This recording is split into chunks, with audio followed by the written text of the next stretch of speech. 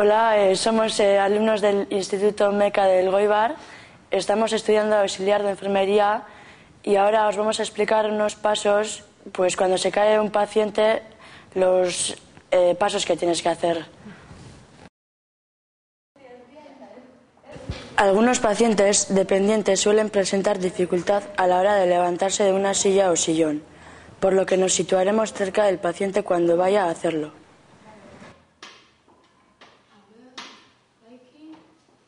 Si pierde el equilibrio, le ayudaremos a caer bien. No intentaremos incorporarlo porque existe riesgo de que la caída sea más grave y de que se lesione el cuidador. Se debe mantener la calma en todo momento y una vez se ha colocado adecuadamente y de forma cómoda, el paciente se procede a buscar ayuda. Se necesitan 3 personas para incorporar adecuadamente al paciente.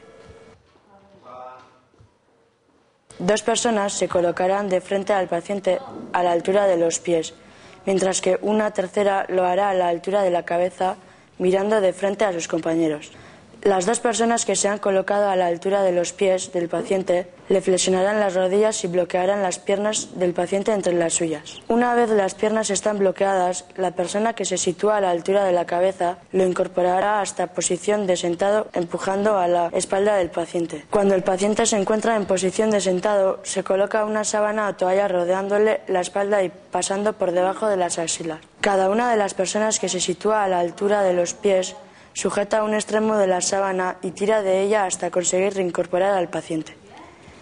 Una vez incorporado, la persona que se sitúa detrás le ofrece un punto de apoyo en la espalda para evitar que se caiga hacia atrás.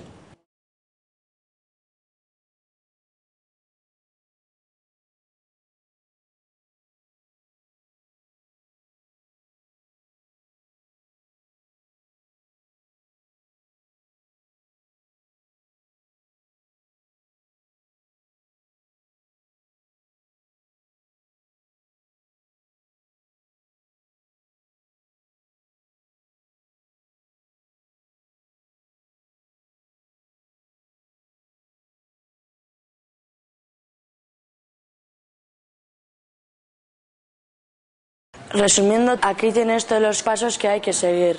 1. El paciente pierde el equilibrio. 2. Ayudarle a caer bien y colocarle de forma cómoda.